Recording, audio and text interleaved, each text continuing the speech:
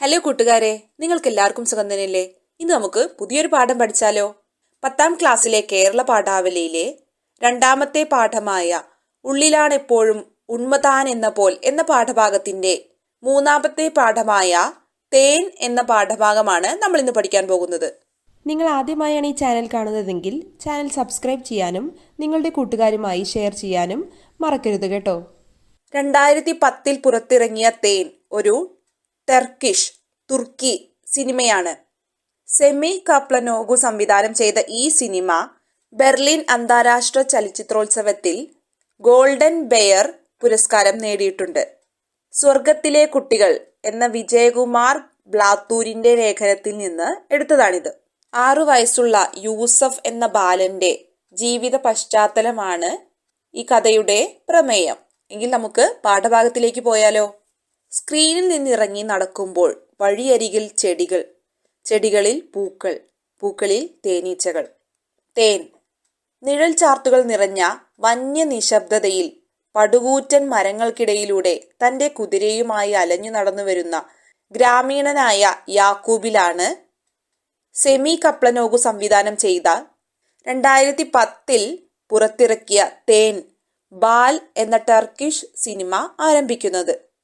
കിഴക്കൻ അതിർത്തിയിലെ വനങ്ങൾ നിറഞ്ഞ മലഞ്ചെരുവുകളിലൊന്നായ പിന്നാക്ക ഗ്രാമക്കാരനാണ് അയാൾ. കരടി കട്ടെടുക്കുന്നതിനാൽ വൻമരങ്ങളുടെ മേൽച്ചില്ലകളിലാണ് തേൻകൂടുകൾ സ്ഥാപിക്കുന്നത്. അതിൽ നിന്നുള്ള വരുമാനം കൊണ്ടാണ് കുടുംബം പുലർത്തുന്നത്. യുവതിയായ ഭാര്യയും 6 വയസ്സുകാരൻ യൂസഫ് എന്ന മകനുമാണ് അയാൾക്കുള്ളത്. കാട്ടിനുള്ളിൽ ഇന്നും യാക്കൂബ് വന്നിരിക്കുന്നത് തേൻ തേടിയാണ്. മരക്കൊമ്പുകളിലൊന്നിൽ നീളൻ കയർ എറിഞ്ഞു കുടുക്കി അതു പിടിച്ച് കയറുകയാണയാൾ.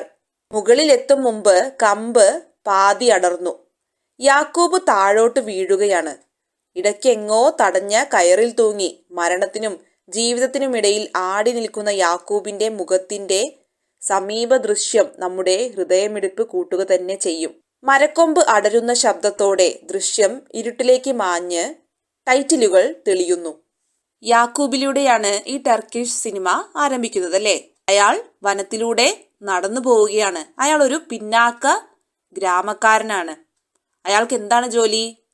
തേൻ ശേഖരിക്കലാണ് ജോലി. കരടികൾ കട്ടെടുക്കുന്നതിനാൽ വൻമരങ്ങളുടെ മുകളിലത്തെ ചില്ലകളിലാണ് തേൻകൂടുകൾ സ്ഥാപിക്കുന്നത്.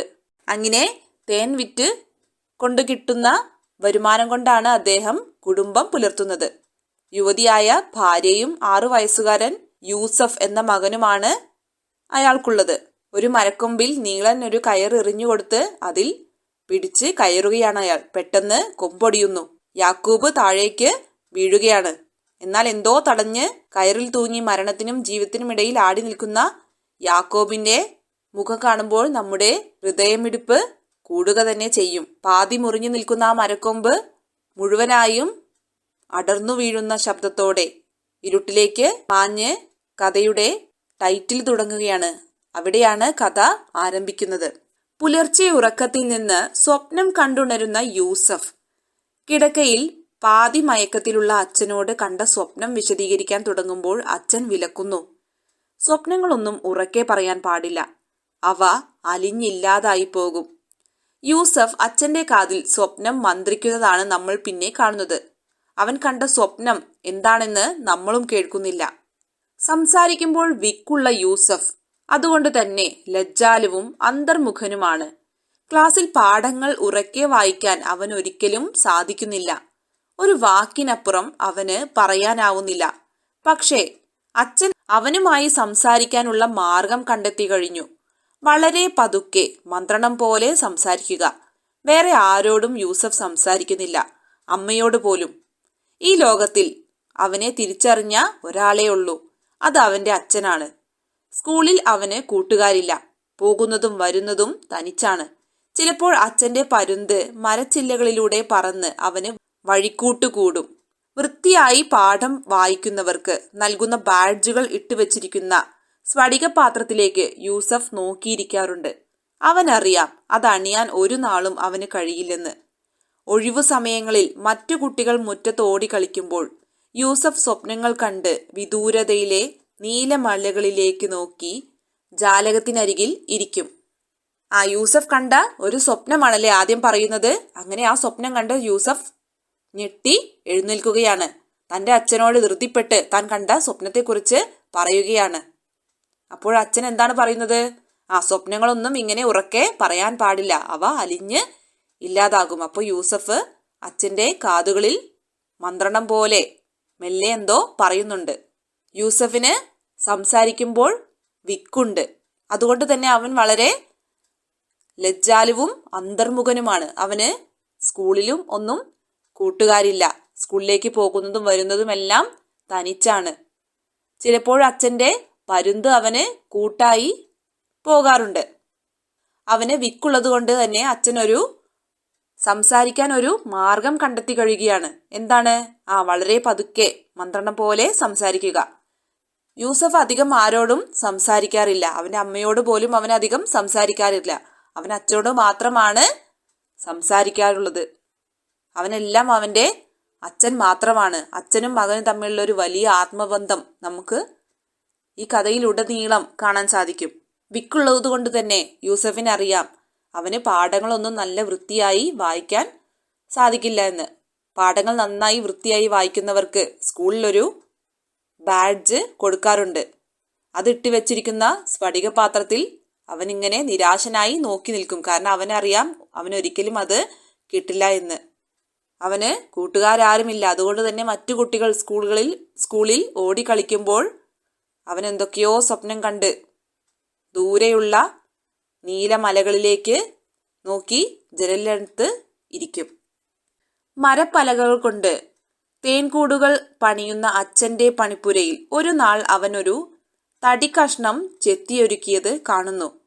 ഒരു കളിപ്പാട്ടം പോലും സ്വന്തമില്ലാത്ത യൂസഫിന് ആ വഞ്ചി രൂപം ഇഷ്ടമായി. പിന്നീട് പലപ്പോഴായി ആ തടിക്കഷ്ണം ഒരു പായ് വഞ്ചിയായി മാറിക്കൊണ്ടിരിക്കുന്നത് അവൻ അറിയുന്നുണ്ട്. പക്ഷെ ഒരു ദിവസം അച്ഛൻ സുഹൃത്തിന്റെ മകന് അത് നൽകിയതായി അവന് തോന്നി. വിഷമത്തോടെ അവൻ അച്ഛനോട് ആ വഞ്ചി എവിടെയെന്ന് ചോദിക്കുന്നു. അത് കടലിലേക്ക് ഒഴുകിപ്പോയി കാണും എന്ന മറുപടി അവനെ ചൊടിപ്പിക്കുന്നു. ഈ ദേഷ്യം അവൻ ക്ലാസ്സിൽ വെച്ച് അടുത്തിരിക്കുന്ന ഹംദിയോട് പ്രകടിപ്പിക്കുന്നത് അവന്റെ ഗൃഹപാഠപുസ്തകം മാറ്റിവെച്ചാണ്. തേൻ ശേഖരിക്കാൻ പോകുന്നതിന് അച്ഛന് തേൻകൂടുകൾ ഒരുക്കേണ്ടതുണ്ടല്ലേ. അത് മരം കൊണ്ടാണ് ചെയ്യുന്നത്. അങ്ങനെ ഒരു ദിവസം അവൻ അച്ഛൻ്റെ പണിപ്പുരയിൽ കയറിയപ്പോൾ അച്ഛനൊരു തടിക്കഷ്ണം ചെത്തിയൊരുക്കുന്നത് അവൻ കണ്ടു. യൂസഫിന് സ്വന്തമായ ഒരു കളിപ്പാട്ടം പോലും ഉണ്ടായിരുന്നില്ല. അതുകൊണ്ട് അച്ഛൻ എന്താണ് ഉണ്ടാക്കിയിരുന്നത്? ഒരു പായ് വഞ്ചിയാണ്. എന്നാൽ കുറച്ച് ദിവസം കഴിഞ്ഞപ്പോൾ അവൻ അത് കാണുന്നില്ല. അത് എവിടെ പോയി എന്ന് ചോദിച്ചപ്പോൾ അച്ഛൻ അത് കടലിലേക്ക് ഒഴുകിപ്പോയിട്ടുണ്ടാകും എന്ന് പറഞ്ഞു. അപ്പോൾ യൂസഫ് എന്താണ് ചിന്തിക്കുന്നത്? തൻ്റെ അച്ഛൻ്റെ സുഹൃത്തിൻ്റെ മകനായ ഹംദിക്ക് അത് കൊടുത്തിട്ടുണ്ടാകുമെന്നാണ് കരുതിയത്. അങ്ങനെ ആ ദേഷ്യം അവന് ഹംദിയോട് കാണിക്കുന്നുണ്ട്. അവൻ എന്താണ് ചെയ്തത്? ഹംദിയുടെ ഗൃഹപാഠ പുസ്തകം അവൻ ഒളിപ്പിച്ചു വെക്കുന്നു.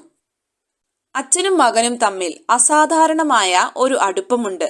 നേർത്ത സ്വകാര്യം പറച്ചിലൂടെയും ചേർന്നുള്ള യാത്രകളിലൂടെയും അത് കൂടുതൽ സുദൃഢമാകുന്നു. മലഞ്ചെരുവിലെ പൂക്കളെയും മരങ്ങളെയുമെല്ലാം യൂസഫിന് പരിചയപ്പെടുത്തുന്നുണ്ട് യാക്കൂബ്. ഇലച്ചാർത്തുകളിൽ കാറ്റിളക്കങ്ങളുടെ മർമ്മരവും കാട്ടുപക്ഷികളുടെ വിളികളും മാത്രമേ പശ്ചാത്തലത്തിലുള്ളൂ. യാതൊരുവിധ സംഗീതവും ഇഫക്റ്റുകളും സിനിമയിൽ ഉപയോഗിക്കുന്നില്ല. കലർപ്പില്ലാത്ത ശുദ്ധ ദൃശ്യങ്ങൾ മാത്രം. വൻമരത്തിനു മുകളിൽ കയറുപിടിച്ച് കയറി നിൽക്കുന്ന യാക്കൂബിന് തേനെടുക്കാൻ വേണ്ട സൗകര്യങ്ങൾ ഒരുക്കുന്നത് താഴെ നിൽക്കുന്ന ഈ 6 വയസ്സുകാരനാണ്. തൊട്ടിയും പുകക്കൂടുമൊക്കെ കയറിൽ കെട്ടി മുകളിലേക്ക് അവൻ വിടുന്നു. ഒരിക്കൽ ഇത്തരമൊരു യാത്രക്കിടയിൽ അപസ്മാര രോഗം വന്ന യാക്കൂബ് നിലത്തു വീണ് പിടയുന്നുണ്ട്. കാടിന്റെ ഏകാന്തതയിൽ അബോധാവസ്ഥയിലുള്ള അച്ഛന് കൂട്ടിരിക്കുന്നത് പാവം യൂസഫ്. അച്ഛനും മകനും തമ്മിൽ അസാധാരണമായ ഒരടുപ്പമുണ്ടല്ലേ. പാഠത്തിലുടനീളം അത് വ്യക്തമാണ്. നേർത്ത സ്വകാര്യം പറച്ചിലൂടെയും ചേർന്നുള്ള യാത്രകളിലൂടെയും അത് കൂടുതൽ ദൃഢമാകുന്നുണ്ട്. പ്രകൃതിയോട് ഇണക്കി ചേർത്താണ് യാക്കൂബ് യൂസഫിനെ വളർത്തുന്നത്. മലഞ്ചെരുവിലെ പൂക്കളെയും മരങ്ങളെയുമെല്ലാം യൂസഫിന് യാക്കൂബ് പരിചയപ്പെടുത്തുന്നുണ്ട്. കാടിനുള്ളിലേക്ക് തേൻ ശേഖരിക്കാൻ പോകുമ്പോൾ യാക്കൂബിനെ സഹായിക്കുന്നത് യൂസഫാണ്.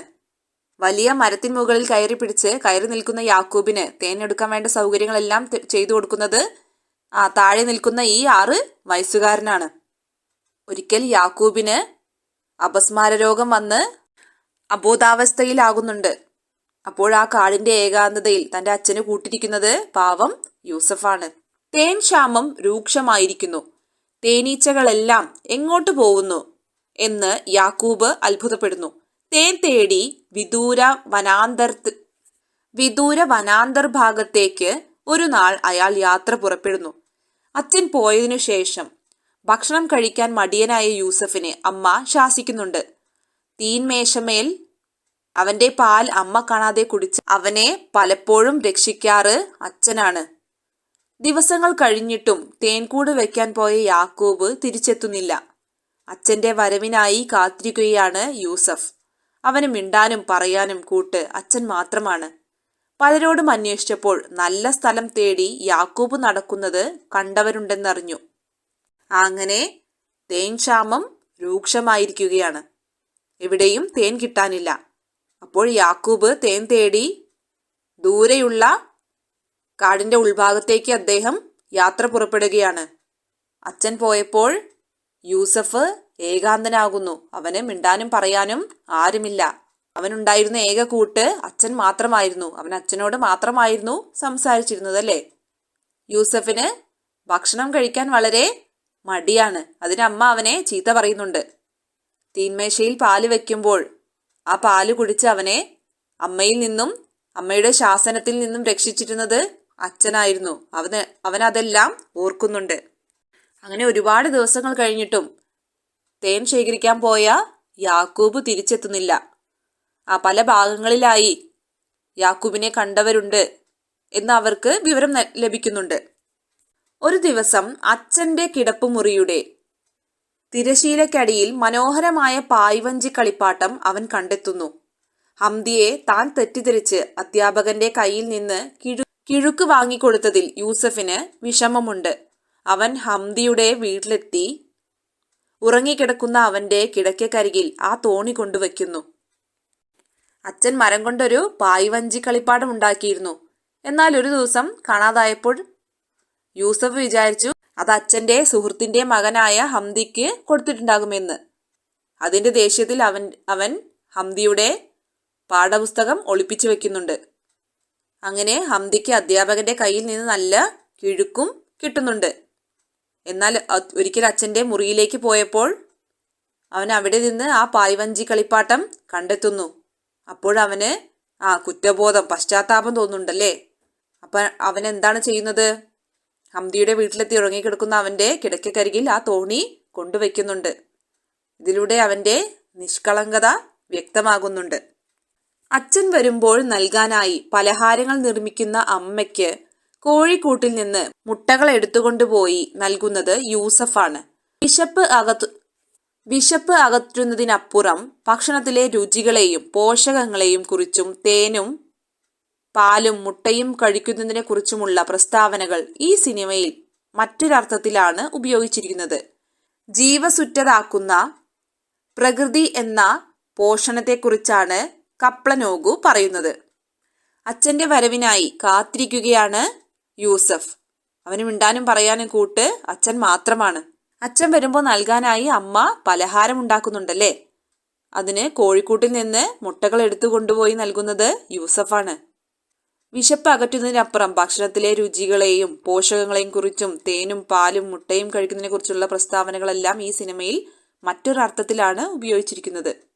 രാത്രിയിൽ പുറത്തെ ശബ്ദങ്ങളൊക്കെയും അച്ഛന്റെ കാൽപെരുമാറ്റമായി കരുതി വാതിലിനടുത്തേക്ക് ഓടുന്ന യൂസഫ് അന്വേഷണങ്ങളൊന്നും യാക്കൂബിനെ കുറിച്ച് ഒരു വിവരവും നൽകിയില്ല. ദുശ്ശങ്കകൾ പരന്ന മനസ്സുമായി അവന്റെ അമ്മ കൂടുതൽ മൗനിയായി. അവന് ഇഷ്ടമില്ലാഞ്ഞിട്ടും അമ്മ നിർബന്ധിക്കാതിരുന്നിട്ടും ഒറ്റ വലിക്ക് പാൽ കുടിച്ചു തീർക്കുന്ന യൂസഫ് അമ്മയുടെ മനസ്സ് അറിയുന്നുണ്ട്.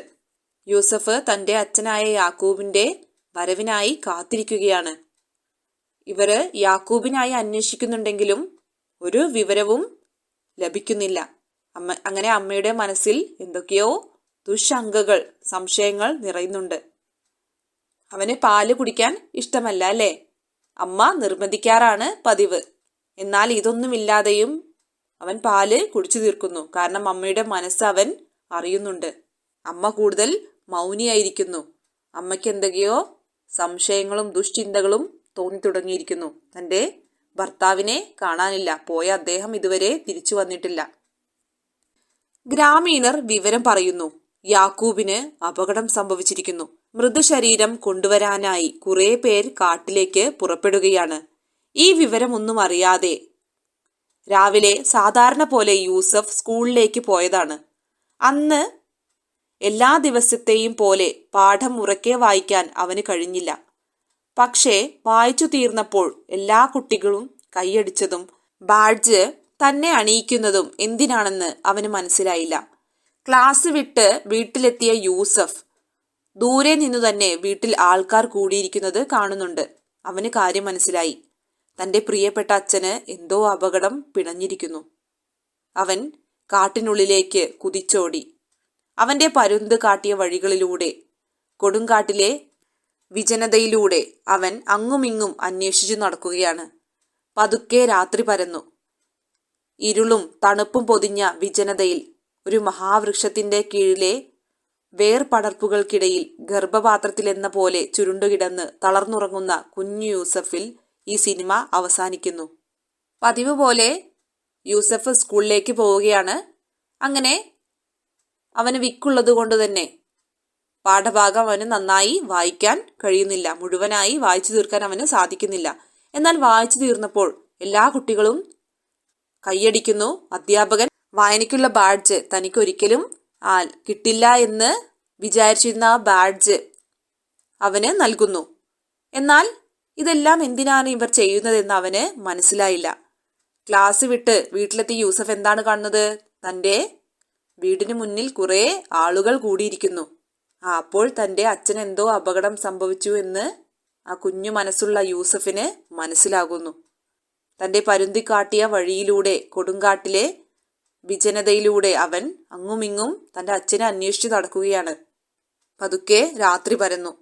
ഇരുളും തണുപ്പും പൊതിഞ്ഞ ആ വിജനതയിൽ ആ മഹാവൃക്ഷത്തിനു താഴെ വേരുപടർപ്പുകൾക്കിടയിൽ ഗർഭപാത്രത്തിൽ എന്ന പോലെ ചുരുണ്ടുകൂടി തളർന്നുറങ്ങുന്ന ആ കുഞ്ഞു യൂസഫിൽ ഈ സിനിമ അവസാനിക്കുകയാണ്. സ്വപ്നങ്ങളും ബാല്യ കൗതുകങ്ങളും നിഷ്കളങ്കതയും നഷ്ടബോധവും കവിതകളും നിറഞ്ഞ യൂസഫിന്റെ കുഞ്ഞു ജീവിതം അടയാളപ്പെടുത്താൻ ഈ സിനിമയിലെ ഒരു ദൃശ്യം മാത്രം മതി. ഈ സിനിമയിലെ കഥാപാത്രങ്ങൾ സംസാരിക്കുന്നത് വളരെ കുറച്ചു മാത്രമാണ്. സംഭവങ്ങളുടെയും അനുഭവങ്ങളുടെയും ദൃക്സാക്ഷിയായി ക്യാമറ ഇടപെടലുകൾ ഒന്നും നടത്താതെ പിന്തുടരുക മാത്രം ചെയ്യുന്നു. ബെർലിൻ അന്താരാഷ്ട്ര ചലച്ചിത്രോത്സവത്തിൽ ഗോൾഡൻ ബെയർ പുരസ്കാരം നേടിയ ഈ സിനിമ ലോകത്താകമാനം വലിയ പ്രശംസ പിടിച്ചുപറ്റി. സ്വപ്നങ്ങളും ബാല്യ കൗതുകങ്ങളും നിഷ്കളങ്കതയും നഷ്ടബോധങ്ങളും കവിതകളും നിറഞ്ഞ യൂസഫിന്റെ കുഞ്ഞു ജീവിതം അടയാളപ്പെടുത്താൻ ഈ സിനിമയിലെ ഒരു ദൃശ്യം മാത്രം മതി. അച്ഛനെ കാത്ത് രാത്രിയിൽ തനിച്ച് വീടിന് വെളിയിൽ ഇരിക്കുകയാണ് യൂസഫ്. മുറ്റത്തെ വെള്ളത്തൊട്ടിയിൽ വീണ് കിടക്കുന്ന അമ്പിളിമാമന്റെ പ്രതിബിംബം കൈക്കുമ്പിളിൽ കോരിയെടുക്കാനായിരുന്നു യൂസഫ്. അത് സാധ്യമല്ലെന്ന് മനസ്സിലായപ്പോൾ തല കുമ്പിട്ട് വെള്ളത്തിലെ അമ്പിളിമാമനെ മുത്തമിടുകയാണവൻ. അവസാനം യൂസഫ് അതിൽ മുഖം പൂഴ്ത്തുകയും ചെയ്യുന്നു. കൃത്രിമ സംഗീതത്തിന്റെ വെച്ചുകെട്ടലുകൾ പോലും ശുദ്ധ സിനിമയ്ക്ക് അനാവശ്യമാണെന്ന് ഈ സിനിമ പ്രഖ്യാപിക്കുന്നു. പ്രകൃതിയുമായി ഇണങ്ങിയ ഒരു മന്ദതാളവും നിശബ്ദതയുടെ സംഗീതവും സൗന്ദര്യവും ഭൂപ്രകൃതിയുടെ വന്യതയ്ക്കുള്ളിലും നിറഞ്ഞു നിൽക്കുന്ന ശാന്തസ്പർശവും നമ്മെ അതിഭൗതികമായ ഒരു സ്വപ്ന പരിസരത്തിൽ എത്തിക്കുകയും ഏറെ നാൾ പിന്തുടരുകയും ചെയ്യും. തീർച്ച. സ്വർഗത്തിലെ കുട്ടികൾ, വിജയകുമാർ ബ്ലാത്തൂർ. തൻ്റെ അച്ഛൻ മരണപ്പെട്ടു എന്ന വിവരം അംഗീകരിക്കാൻ ആ കുഞ്ഞു മനസ്സുള്ള യൂസഫിന് ഒരിക്കലും കഴിയുന്നില്ല. കൃത്രിമ സംഗീതത്തിന്റെ വെച്ചുകെട്ടലുകൾ പോലും ശുദ്ധ സിനിമയ്ക്ക് അനാവശ്യമാണ് എന്ന് ഈ സിനിമ പ്രഖ്യാപിക്കുന്നു. വിജയകുമാർ ബ്ലാത്തൂർ. കണ്ണൂർ ജില്ലയിലെ ബ്ലാത്തൂർ സ്വദേശിയായ വിജയകുമാർ ബ്ലാത്തൂർ ഒരു ശാസ്ത്ര എഴുത്തുകാരനും സിനിമാ നിരൂപകനുമാണ്. ശാസ്ത്ര വിഷയങ്ങൾക്കൊപ്പം സിനിമയെക്കുറിച്ചും അദ്ദേഹം എഴുതിയിട്ടുണ്ട്. അദ്ദേഹത്തിന്റെ പേരിൽ പുതിയൊരു വണ്ടി ഇനത്തിന് പേര് നൽകിയത് ശ്രദ്ധേയമാണ്. ഇത് അദ്ദേഹത്തിന്റെ ശാസ്ത്ര സംഭാവനകളെ മാനിച്ചു നൽകിയതാണ്. അദ്ദേഹത്തിന്റെ പുസ്തകമായ സ്വർഗത്തിലെ കുട്ടികൾ 10ാം ക്ലാസ്സിലെ 10ാം പാഠപുസ്തകത്തിൽ ഉൾപ്പെടുത്തിയിട്ടുണ്ട്. അദ്ദേഹത്തിന്റെ പേരിൽ പുതിയതായി കണ്ടെത്തിയൊരു വണ്ടി ഇനത്തിന് സാന്ദ്രാകോട്ടസ് വിജയകുമാരി എന്ന പേര് നൽകിയിട്ടുണ്ട്. തുർക്കി സംവിധായകൻ സെമി കപ്ലനോഗുവിന്റെ ബാൽ തേൻ എന്ന സിനിമയെക്കുറിച്ചും അദ്ദേഹം എഴുതിയിട്ടുണ്ട്. അദ്ദേഹം ശാസ്ത്ര വിഷയങ്ങളെക്കുറിച്ചും സിനിമകളെക്കുറിച്ചും എഴുതുന്നു. അദ്ദേഹത്തിന്റെ പുസ്തകങ്ങളിൽ ചിലത് പാഠപുസ്തകങ്ങളിൽ ഉൾപ്പെടുത്തിയിട്ടുണ്ട്. അർത്ഥം കണ്ടെത്താം, ദൃക്സാക്ഷി, നേരിൽ കണ്ടയാൾ, പൂഴ്ത്തുക, ഒളിച്ചുവെക്കുക, സുദൃഢം, നല്ല പോലെ, ഉറച്ചത്. തേൻ, ബാൽ എന്ന സിനിമയിലെ പ്രമേയം, കഥാപാത്രങ്ങൾ എന്നിവ കണ്ടെത്തി അവതരിപ്പിക്കുക. തേൻ എന്ന സിനിമയെ മുൻനിർത്തി വിജയകുമാർ ബ്ലാത്തൂർ എഴുതിയ ലേഖനമാണ് പാഠഭാഗം. 6 വയസ്സുള്ള യൂസഫ് എന്ന ബാലന്റെ ജീവിത പശ്ചാത്തലമാണ് തേൻ എന്ന സിനിമയുടെ പ്രമേയം. ഭാര്യയും മകൻ യൂസഫും ചേർന്നതാണ് യാക്കൂബിന്റെ കുടുംബം. തേൻ ശേഖരിച്ചായിരുന്നു അയാൾ കുടുംബം പുലർത്തിയിരുന്നത്. അച്ഛനും മകനും തമ്മിലുള്ള ആത്മബന്ധം സിനിമയിലുടനീളം കാണാൻ സാധിക്കും. സ്വപ്നങ്ങളും ബാല്യ കൗതുകങ്ങളും നിഷ്കളങ്കതയും നഷ്ടബോധങ്ങളും കവിതകളും നിറഞ്ഞ യൂസഫിന്റെ കുഞ്ഞു ജീവിതം അടയാളപ്പെടുത്താൻ ഈ സിനിമയിലെ ഒരു ദൃശ്യം മാത്രം മതി. പ്രകൃതിയിലെ കലർപ്പില്ലാത്ത ശുദ്ധ സംഗീതവും ദൃശ്യങ്ങളുമാണ് സിനിമയിലുള്ളത്. കഥാപാത്രങ്ങൾ: യാക്കൂബ് അച്ഛൻ, യൂസഫ് മകൻ, യാക്കൂബിന്റെ ഭാര്യ, പരുന്ത്, പ്രകൃതി. കഥാപാത്ര നിരൂപണം: യൂസഫ്. സിനിമയിലെ പ്രധാന കഥാപാത്രമാണ് 6 വയസ്സുകാരനായ യൂസഫ്. യൂസഫ് ലജ്ജാലുവും അന്തർമുഖനുമാണ്. അതിനാൽ അവന് കൂട്ടുകാരില്ല. അവൻ സ്കൂളിലേക്ക് പോകുന്നതും വരുന്നതും തനിച്ചാണ്. പ്രകൃതി ദൃശ്യങ്ങളും പ്രകൃതിയുടെ സംഗീതവും ആസ്വദിച്ചുകൊണ്ടുള്ള പ്രകൃതിയോട് ഇണങ്ങിയ ജീവിതമാണ് യൂസഫിൻ്റേത്. ഈ ലോകത്ത് അവൻ ഏറ്റവും കൂടുതൽ അടുപ്പം കാണിക്കുന്നത് പിതാവിനോട് മാത്രമാണ്. അച്ഛൻ പകർന്നു നൽകുന്ന കരുതലും സ്നേഹവും പാഠത്തിലുടനീളം വ്യക്തമാകുന്നുണ്ട്. അച്ഛനോടൊപ്പമുള്ള സന്ദർഭങ്ങൾ അവന് കൂടുതൽ ആത്മവിശ്വാസം നൽകുന്നു. സംസാരിക്കുമ്പോൾ വിക്കുള്ള യൂസഫിന് അച്ഛൻ സംസാരിക്കാനുള്ള മാർഗം പറഞ്ഞു കൊടുക്കുന്നു. വളരെ പതുക്കെ മന്ത്രണം പോലെ സംസാരിക്കുക എന്നതായിരുന്നു അത്. അച്ഛനുണ്ടാക്കിയ വഞ്ചിരൂപം കിട്ടാത്തതിൽ അവൻ അച്ഛനോട് ചൊടിക്കുന്നുണ്ട്. ഹംദിയെ തെറ്റിദ്ധരിച്ച് അധ്യാപകന്റെ കയ്യിൽ നിന്നു കിഴുക്കു വാങ്ങിക്കൊടുത്തതിൽ യൂസഫ് പശ്ചാത്തപിക്കുകയും അവന്റെ കിടക്കക്കരികിൽ തോണി കൊണ്ടുവയ്ക്കുകയും ചെയ്യുന്നുണ്ട്. ചെറിയ തെറ്റുകൾക്ക് പോലും പശ്ചാത്തപിക്കുന്ന ബാലമനസ്സിന്റെ നിഷ്കളങ്കത യൂസഫ് എന്ന ബാലനിൽ നമുക്ക് കാണാൻ സാധിക്കും. സ്നേഹവും സൗഹൃദവും നിറഞ്ഞ ബാല്യമാണ് യൂസഫിൻ്റേത്. കാട്ടിൽ തേൻ ശേഖരിക്കാൻ പോകുന്ന തന്റെ പിതാവിനെ സഹായിക്കുന്നത് യൂസഫാണ്. അപസ്മാരബാധിതനായി കാട്ടിൽ കിടന്ന പിതാവിന് കൂട്ടുനിൽക്കുന്നത് യൂസഫാണ്. അവന്റെ പിഞ്ചു മനസ്സിന് തന്റെ പിതാവിന്റെ മരണം അംഗീകരിക്കാൻ കഴിയുന്നില്ല. യാക്കൂബ്. യൂസഫിന്റെ പിതാവാണ് യാക്കൂബ്. തേൻ ശേഖരിച്ചാണ് പിന്നാക്ക ഗ്രാമക്കാരനായ അയാൾ കുടുംബം പുലർത്തുന്നത്. അച്ഛനും മകനും തമ്മിൽ അസാധാരണമായൊരടുപ്പം ഈ പാഠഭാഗത്തിൽ നമുക്ക് കാണാൻ സാധിക്കും. നേർത്ത സ്വകാര്യം പറച്ചിലൂടെയും ചേർന്നുള്ള യാത്രകളിലൂടെയും അത് കൂടുതൽ ദൃഢമാകുന്നു. മലഞ്ചേരിയിലെ പൂക്കളെയും മരങ്ങളെയും എല്ലാം യൂസഫിന് പരിചയപ്പെടുത്തുന്നുണ്ട് പിതാവായ യാക്കോബ്. യൂസഫിനെ തിരിച്ചറിഞ്ഞ ഒരാൾ യാക്കോബ് മാത്രമാണ്. മൃദുമന്ത്രണം പോലെ അവനോട് സംസാരിക്കുന്ന, പാല് കുടിക്കാത്തതിന് അമ്മയുടെ വഴക്കിൽ നിന്ന് മകനെ രക്ഷിക്കാൻ പാലെടുത്തു കുടിക്കുന്ന, ഉൾക്കാട്ടിലെ മരങ്ങളെയും കിളികളെയും മകന് പരിചയപ്പെടുത്തുന്ന യാക്കോബ്. മകനെ പ്രകൃതിയോട് ഇണക്കി വളർത്താൻ യാക്കോബ് എപ്പോഴും ശ്രദ്ധിച്ചിരുന്നു. കാട്ടിൽ തേൻ ശേഖരിക്കാൻ പോകുമ്പോൾ യാക്കൂബ് യൂസഫിനെയും കൂട്ടുമായിരുന്നു. ഒരിക്കൽ യാത്രക്കിടയിൽ അപസ്മാര രോഗം വന്ന യാക്കൂബ് അബോധാവസ്ഥയിലായപ്പോൾ അച്ഛന് കൂട്ടിരുന്നത് യൂസഫായിരുന്നു. ഈ ലോകത്തിൽ അവനെ തിരിച്ചറിഞ്ഞ ഒരാളേ ഉള്ളൂ, അത് അവന്റെ അച്ഛനാണ്. അച്ഛനും മകനുമായുള്ള ആത്മബന്ധം ആവിഷ്കരിച്ചതിന്റെ സവിശേഷതകൾ കണ്ടെത്തി സിനിമയ്ക്ക് ആസ്വാദനം തയ്യാറാക്കുക. നല്ല സിനിമകൾ നമുക്ക് ഉല്ലാസത്തോടൊപ്പം നല്ല ജീവിത സന്ദേശ പാഠങ്ങളും നൽകുന്നുണ്ട്. തേൻ എന്ന സിനിമയെ മുൻനിർത്തി വിജയകുമാർ ബ്ലാത്തൂർ എഴുതിയ ലേഖനമാണ് പാഠഭാഗം. അച്ഛനായ യാക്കൂബും മകനായ യൂസഫും തമ്മിൽ അസാധാരണമായ ഒരടുപ്പമുണ്ട്. നേർത്ത സ്വകാര്യം പറച്ചിലൂടെയും ചേർന്നുള്ള യാത്രകളിലൂടെയും അത് കൂടുതൽ ദൃഢമാകുന്നു. ലജ്ജാലുവും അന്തർമുഖനുമായ യൂസഫ് തന്റെ പിതാവിനോടൊപ്പമാണ് സദാസമയവും. വിക്കുള്ള തന്റെ മകന്റെ പരിമിതി മനസ്സിലാക്കി അവനോട് ചേർന്ന് നിൽക്കുമ്പോൾ യൂസഫിന് ആത്മവിശ്വാസം കൂടുന്നു. കാട്ടിൽ തേൻ ശേഖരിക്കാൻ പോകുന്ന യാക്കൂബിന് കൂട്ടായി പോകുന്നത് യൂസഫാണ്. മകനെ പ്രകൃതിയോട് ഇണക്കി വളർത്താൻ യാക്കൂബ് എപ്പോഴും ശ്രദ്ധിച്ചിരുന്നു. തേൻ ശേഖരിക്കാനായി വിദൂര വനത്തിലേക്ക് പോയ യാക്കൂബിന്റെ മടക്കവരവിനായി യൂസഫ് എപ്പോഴും കാത്തിരിക്കുമായിരുന്നു. രാത്രിയിലെ പുറത്തെ ശബ്ദങ്ങളൊക്കെയും അച്ഛന്റെ കാൽപെരുമാറ്റമായി തോന്നി. വാതിലിനടുത്തേക്ക് ഓടുന്ന യൂസഫിൽ അവന്റെ അച്ഛന്റെ അഭാവം എത്രത്തോളം ഉണ്ടെന്ന് നമുക്ക് മനസ്സിലാക്കി തരുന്നുണ്ട്. അച്ഛന്റെ മരണം യൂസഫിന് ഉൾക്കൊള്ളാനാവുന്നില്ല. സ്കൂളിൽ അവന് കൂട്ടുകാരില്ല. പോകുന്നതും വരുന്നതും തനിച്ചാണ്. ഒഴിവു സമയങ്ങളിൽ മറ്റു കുട്ടികൾ മുറ്റത്ത് ഓടിക്കളിക്കുമ്പോൾ യൂസഫ് സ്വപ്നങ്ങൾ കണ്ടുകൊണ്ട് വിദൂരതയിലെ നീലമലകളിലേക്ക് നോക്കി ജാലകത്തിനരികിൽ ഇരിക്കും. ഇതുപോലൊരു സഹപാഠി നിങ്ങൾക്കുമുണ്ടെങ്കിൽ അയാളെ ഒപ്പം കൂട്ടുന്നതിന് എന്തെല്ലാം കാര്യങ്ങളാവും ചെയ്യുക? കുറിപ്പ് തയ്യാറാക്കുക. അന്തർമുഖരായ സുഹൃത്തുക്കൾക്ക് കൂട്ടത്തിൽ കലരാനും അവരുടെ കഴിവുകൾ തുറന്നു കാണിക്കാനും ചിലപ്പോൾ ബുദ്ധിമുട്ട് ഉണ്ടായേക്കാം. അതിനാൽ അവർക്ക് ഒറ്റപ്പെടലിലെ തോന്നൽ ഉണ്ടാകാതിരിക്കാൻ കരുതൽ നിറഞ്ഞ സമീപനമാണ് നമ്മൾ സ്വീകരിക്കേണ്ടത്. ഒരു സുഹൃത്ത് എന്ന നിലയിൽ അവർക്ക് ആത്മവിശ്വാസവും സുരക്ഷിതത്വവും നൽകാൻ ചില ലളിതമായ രീതികൾ വളരെ സഹായകരമാണ്. അവരുമായി അല്പനേരം സമയം ചിലവഴിക്കുന്നതും അവരുടെ ഇഷ്ടപ്രവർത്തനങ്ങളിൽ പങ്കാളിയാകാൻ ശ്രമിക്കുന്നതും അവർക്ക് കൂട്ടായ്മയുടെ സ്നേഹം നൽകും. വാക്കുകളിലൂടെയും പ്രവൃത്തികളിലൂടെയും ആത്മവിശ്വാസം നൽകുക. അന്തർമുഖർ പല കാര്യങ്ങളിലും കഴിവുള്ളവരാണ്. പക്ഷെ അത് പ്രകടിപ്പിക്കാൻ മടിയുണ്ടാവാം. നിനക്ക് ഇത് കഴിയും, നീ വളരെ നന്നായി ചെയ്തു പോലുള്ള വാക്കുകൾ അവർക്ക് വലിയ പിന്തുണ നൽകും. അവർ ചെയ്യുന്ന കാര്യങ്ങളെ പ്രശംസിക്കുകയും ചെറിയ നേട്ടങ്ങൾ പോലും അംഗീകരിക്കുകയും ചെയ്താൽ അവർക്ക് ആത്മവിശ്വാസം വർദ്ധിക്കും. അത്യാവശ്യ സമയങ്ങളിൽ കൈത്താങ്ങ് നൽകുക. അവരെ പ്രോത്സാഹിപ്പിക്കുന്ന ചെറിയ ചുവടുകളിലേക്ക് നയിക്കുന്നത് അവർക്ക് ആശ്വാസമാവുകയും ഒറ്റപ്പെടലിന്റെ തോന്നൽ കുറയ്ക്കുകയും ചെയ്യുന്നു. അവരുടെ കഴിവുകൾ കൂട്ടത്തിൽ പ്രകടിപ്പിക്കാൻ ചെറിയ അവസരങ്ങൾ നൽകുന്നത് വളരെ പ്രധാനമാണ്. അന്തർമുഖരായ സുഹൃത്തിനെ ഒറ്റപ്പെടാതെ മുന്നോട്ട് കൊണ്ടുവരാൻ സഹായിക്കുന്നത് ചെറിയ കരുതലുകളും പ്രോത്സാഹനങ്ങളും വഴിയാണ്. ഒരിക്കലും അവരെ മാറ്റാൻ ശ്രമിക്കാതെ അവരുടെ സ്വഭാവത്തെ ബഹുമാനിക്കുന്ന കൂട്ടായ്മയാണ് ഒരു നല്ല സുഹൃത്തിന്റെ അടയാളം. തേൻ എന്ന സിനിമ നിർവഹിക്കുന്ന സാമൂഹിക ധർമ്മങ്ങൾ എന്തെല്ലാമാണ്?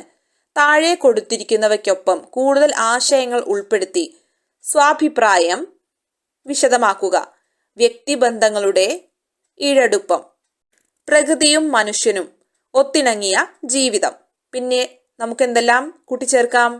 പ്രകൃതിയിലെ കലർപ്പില്ലാത്ത ശുദ്ധ സംഗീതവും ദൃശ്യങ്ങളും, അച്ഛനും മകനും തമ്മിലുള്ള ആത്മബന്ധം, ബാല്യത്തിന്റെ നിഷ്കളങ്കതയും കൗതുകങ്ങളും, സ്നേഹവും സൗഹൃദവും നിറഞ്ഞ ബാല്യം, നഷ്ടബോധം. ശക്തമായ ഒരു ആശയവിനിമയ കലാമാധ്യമമായ സിനിമ സമൂഹത്തിന്റെ കണ്ണാടിയാണ്. നമ്മുടെ ജീവിത ശൈലിയെയും മനോഭാവത്തെയും സ്വാധീനിക്കാൻ സിനിമയ്ക്ക് കഴിയും. 6 വയസ്സുള്ള യൂസഫ് എന്ന ബാലന്റെ ജീവിത പശ്ചാത്തലമാണ് തേൻ എന്ന സിനിമയുടെ പ്രമേയം.